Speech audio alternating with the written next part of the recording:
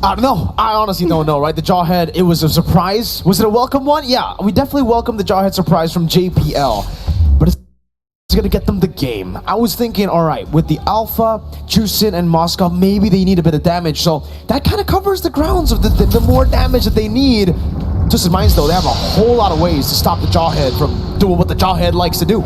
But they gotta figure which ways are gonna be the most effective here, because this is now a best-of-1 series. Winner moves on to the knockout stage. A loser moves on to the finale of the Swiss stage, where they will face the toughest opponent here in M6.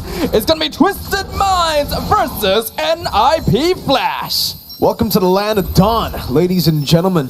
We started this as a best of 3, and it seems the best of 1 just always comes back, you know? Always comes back to hunt both of these teams. Cortese's got to be careful here on the Juicin. Yeah, you can afford to actually take these trades early on the Juicin, especially if you go Brave Smite. But still, you got to put a lot of respect onto Cuffin and this Lo Yi. We saw how effective Cuffin was at just getting really good diversions to place the Roamer Troll into very select places, but also on top of that, Cuffin's just been great on getting the yin-yang reactions, and that's why we see him go for Lethal Ignition. I think, again, there's a lot of different emblems for mages to go for Lo Yi. Some go for Impure Rage, but this is, I think, the comfort for Cuffin, dealing more damage. Yeah, and that's why we see Cuffin going for that penetration emblem as well. I think it's precisely because of this priority to damage and causing pressure in the mid lane that NIP Flash wants to ensure they're able to get mid lane priority, right? We are seeing a lot of mobility emblems being picked up on JPL, on Cortese, even a little bit on Diablo, because the more they can rotate, the more effectively they can play around a mid duo of Jawhead and Juicin, right? That is a lot of displacement that they can use to really mess with Twisted Minds. And based on what we've seen throughout this series, Twisted Minds is a team that likes to play a typical formation. Ejector Flicker, Hades, Spear of Alpha Hoda, unable to go for the blink. Diablo gets the kill. Just stabs him with the spear or whatever the Hylos holds. NIP Flash, First Blood, Turtle Prio. A great information there gained by JPL, knowing that Hoda would be in that brush, and taking out the enemy jungler for the first turtle is excellent. Troll knocked up at the ejector. The Glorious Pathway will lock him down. Troll should be dead again. It's the second kill in this game for Diablo on the horse. If you personally ask me, a Juicin Jawhead duo is one of Twisted Minds' worst nightmares. This is a lineup that wants that front to back, loves the 5-to-5 man-to-man team fight, and is very good at holding their position and counter-engaging. But if the opponent just throws one of your teammates to another country, it's very difficult for you to be able to respond, right? Visas take a lot of time. So because of that, NIP Flash are able to accelerate the engagement. They're going the opposite of what happened in Game 2. Troll again caught. That's an ejector. This time it was with a unstoppable force. Great reads on the map by JPL. Man, Troll can't do anything. Every single time he gets tossed up to Hades, the guy who can actually shred him down. We know that Gator Kacha is typically able to tank a lot of DPS in the early stages, especially with Revitalize, but that usually depends on him being able to create the engagements in the first place. And JPL is not giving him that space. Every single time he walks into a brush, he's now worried, is Jawhead there? Hey, this is a horse with 2 kills. Oh, re-engage Glorious Pathway. Hoda trying to go with the ultimate to dash away, but man, you don't go for the horse, not now. Diablo's the one that's unkillable in this game. Very strange decision by Twisted Minds. There is no way that duo of heroes can take down a Hylos in the first place, let alone even try to bait out the Revitalize. And you don't know where their backup is going to be. Troll is not able to open up the map. So you never know where Hades could be hiding either. There is no reason for Twisted Minds to be trying to force engagements right now. And that's actually kind of bad for them, because the more map pressure they give away to NIP Flash, the easier it's going to be for their opponents to actually accelerate the mid game and not allow Sano to pick up the stacks he needs on this Granger. And, oh, JPL, I think he spots that out. He knows there's a diversion coming in, but they just don't know where. Oh, Vanix gets caught! Diversion from the back. Troll gets the kill. Vanix is down. Prio perhaps swifting, changing. Sanji bring it out. AOG to cast up on the Spear of Alpha now to be caught in the midst of it all. It's going to be Troll probably revitalized, and Hades will be caught in it all. Still able to get in and slashing it down. JPL will fall. Hades caught in the Death Sonata. Sano gets a shot from downtown. That's a 2-for-1 special. Twisted Minds finally getting something on the board. Yeah, Twisted Mind's still a very, very good team at these straight up 5-5s. I think Cuffin in a bit of trouble here. Doesn't have mana left. Gonna be picked up a second time. And Curtizi finding a little bit of revenge in the mid lane. But that previous engagement, I think NIP Flash needed to back it off once they had lost Vanix. I don't know if there was a lack of communication because like you mentioned, Mirko, right? JPL should have seen the diversion. There was no reason for Vanix to rotate so aggressively there without his team opening up the map for him first. And then after that, once they lost their element of surprise, this composition is a little less effective at breaking through Troll and Sanji.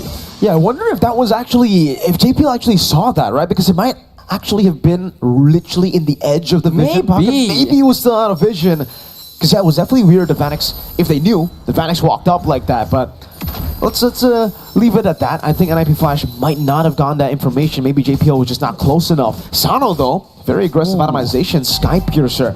And a bit of a trivia right here for people out there, you know. If you guys are curious why and how JPL has been able to get these pickoffs and the instant executes over to whoever gets ejected is because of the extra physical defense shred that you get now. Hades forcing Spear of Alpha defensively, gets stunned out again. That's Sonata, the Rhapsody. Sano, that's the first stack of the Sky Piercer. Right as he buys it, JPL with the conceal gets cancelled out. That might have been the second stack, but it's given over to Hoda, who needs a bit more gold in the mid game, and the lead NIP Flash built from the early game is gone. Yeah, NIP Flash needs to chill a little bit. They were doing an excellent job initially. Diversion comes out again. Looks like they're actually able to stop Cuffin and Hoda from going through as well, but NIP Flash, like you mentioned, has lost their entire early game advantage. They are trying to force fights deep in the enemy jungle, which is fine, but they have to remember that the reason they've been able to snowball so much is because JPL and Curtizi have been picking people off. If you're pushing yourself into enemy territory without first separating their number, we see what happens, right? Twisted Minds is very good at counter-engaging, especially when they're all rotating together. You gotta work with a little bit more information if you're gonna be playing that aggressively. Sano, back to the mid lane. Goes up for the shove. Up top, it's a fight. Hades gonna be caught now. Look at Revitalize coming down from both though. SOD to the back, finding it, but now Hoda gets out just barely. Sky Piercer from Curtizi to secure the double. Sanji versus 3 goes in front of pursuit over to Hades. That's a 3v1 that Sanji's currently actually doing well in. Sano kiting back Sanji. Lantern Flare on him, Curtizi. Caught in the bad spot, still able to escape, and somehow Diablo was able to save Hades in that team fight. He was literally 1 HP, and now he gets the turtle. Of the Revitalize, there is a reason why this battle spell has been gaining so much pressure in the current meta. The ability to save people at the very end and even catch people off guard, right? It's because that healing is something you wouldn't typically expect. Diversion play, just to split off the bot lane. But I think by now, even our viewers are starting to get a sense of the dynamics between not just these lineups, but these two teams specifically.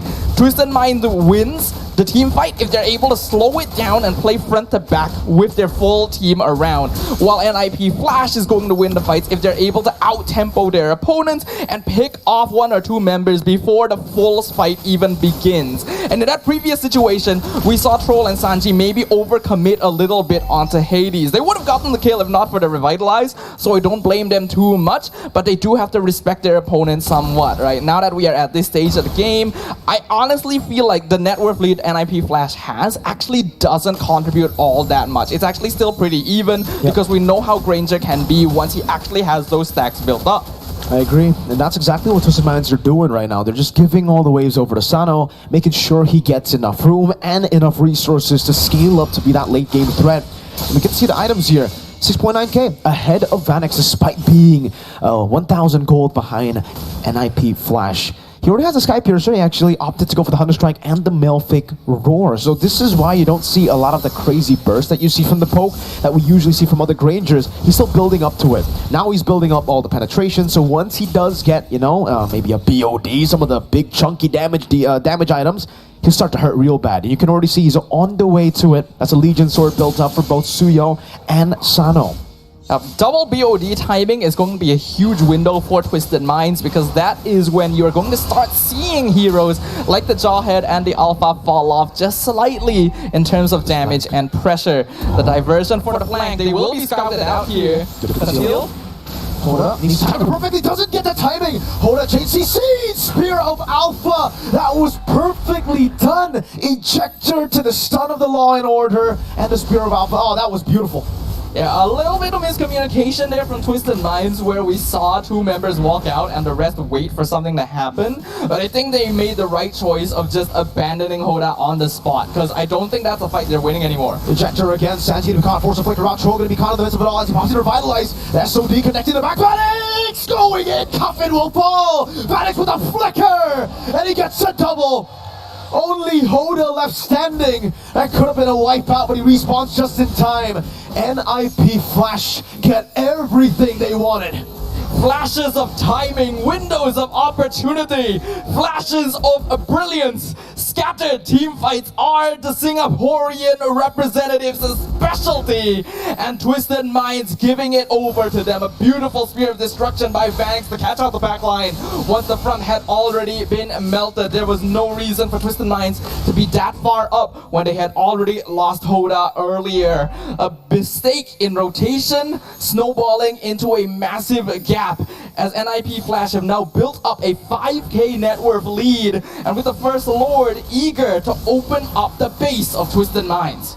I got to talk to Vanix the other day, you know, after getting the dub, I believe against, I forgot, the Moskov win. And he told me that the Moskov is just his comfort pick. So the fact that we are seeing him on the Moskov again, and the fact that it was kind of, you know, given to him, open to him, it's crazy, man. Vanix does incredible things on the Moskov. It's the safety of it in lane, just farming, and then waiting for that one moment in the late game to go for a glorious pathway. Now, from Diablo, JPL's concealed going to be cancelled out. Troll acting as a front line. Sano going in. Hades. Spear of Alpha over to Coffin. A bit of peel with the SOD and the Lancer Flare again. Double Spear of Misery. Hoda stunned together, and Kurt will just take all of these kills with the Sky Piercer. It's a double. NIP Flash, Spear of Alpha from Hades. Now with Winter Crown, they're looking to slowly but surely dissect Twisted Mind. That's going to be JPL with Ejector coming down as well. Sano still able to kite away, but NIP Flash will continue their run, and they will make it to the knockout stage of the M6 World Championship. That means that Twisted Minds will have one final opportunity to make it into the knockout stage. Beautifully played by NIP Flash. Respect given all around to their opponents. They know how strong Twisted Minds can be in the mid to late game. They know how strong Granger can be with scaling. So they're simply not gonna allow them to reach that